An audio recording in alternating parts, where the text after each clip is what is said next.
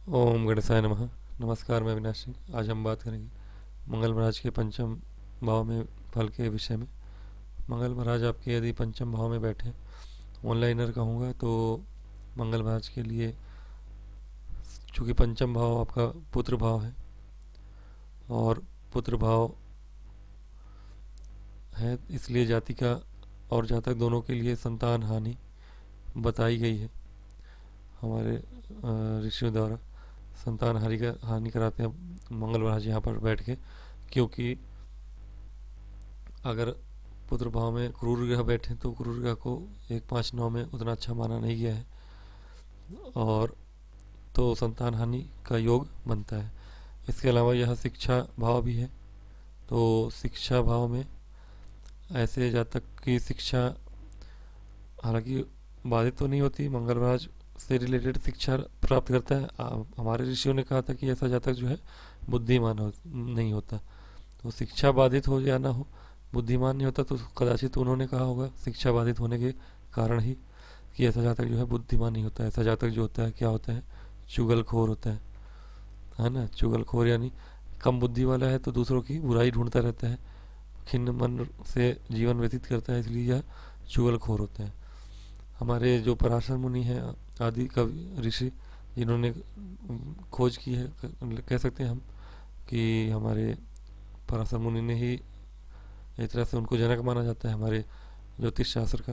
तो पराशर मुनि जी का क्या कहना था, तो कारकांश, कारकांश यानी लग्न से पंचम हो, अगर यदि कारकांश आपका लग्न में है तो लग्न से पंचम में मंगल बैठे हो, या स्वयं कारकांश पंचम है तो कारकांश से पहले यानी लग्न उसी में हो या 5वें में हो मंगल महाराज, तो ऐसे जातक को भयंकर बीमारी उन्होंने कही है।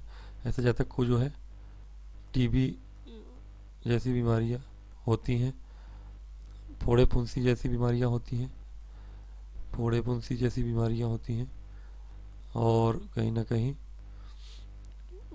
ऐसा जातक जो होता है जीवन पर्यंत परेशान होता है बीमारियों से। ऐसा कहा है, बीमारी का भाव नहीं है यह, लेकिन हमारे ऋषियों का कहना था कि ऐसा जातक जो होता है निरंतर कमज़ोर रहता है, निरंतर कमज़ोर रहता है। और कमज़ोर रहने का कारण कदाचित यही है, बीमारियां। पंचम भाव में आपके मंगल महाराज यदि बैठे हैं कारकांश से पंचम में, तो ऐसा जातक जो होता है, जैसे नीरज चोपड़ा है हमारे भालेबाज, जेवलिन थ्रो, तो हमारे पुराने ज़माने में तलवार भाला धनुर्धर होना बड़ी बात थी। तो हमारे महान ऋषि जो थे पराशर मुनि, उन्होंने कहा कि ऐसा जातक जो होता है जेवलिन थ्रो, भाला फेंकने वाला होता है, पंचम में जिसके मंगल महाराज हो, भाला फेंकता है ऐसा जातक। और यानी कि आप नीरज चोपड़ा हो सकते हैं अगर मंगल अच्छे हैं आपके पंचम में, तो आप जेवलिन थ्रो कर सकते हैं, एक ऐसा योग बनता हो। अब बात करें हम इनके दृष्टियों की, तो पंचम भाव में बैठे हुए मंगल, मंगल महाराज की हमारी 3 दृष्टियाँ होती हैं।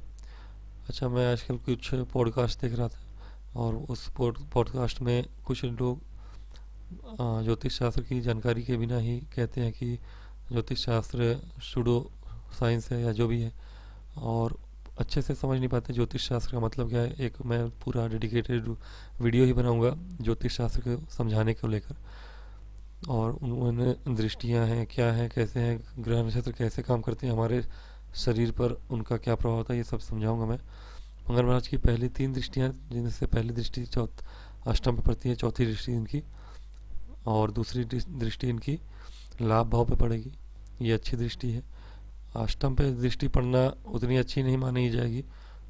मंगल महाराज आपके क्रूर ग्रह हैं, अष्टम भाव पे दृष्टि डाल के यह चोट चपेट एक्सीडेंट का खतरा बना देते हैं जातक के, और अष्टम में दृष्टि डाल के ऐसे जातक की मृत्यु आग लगने से होती है, ऐसा कहा जाता है।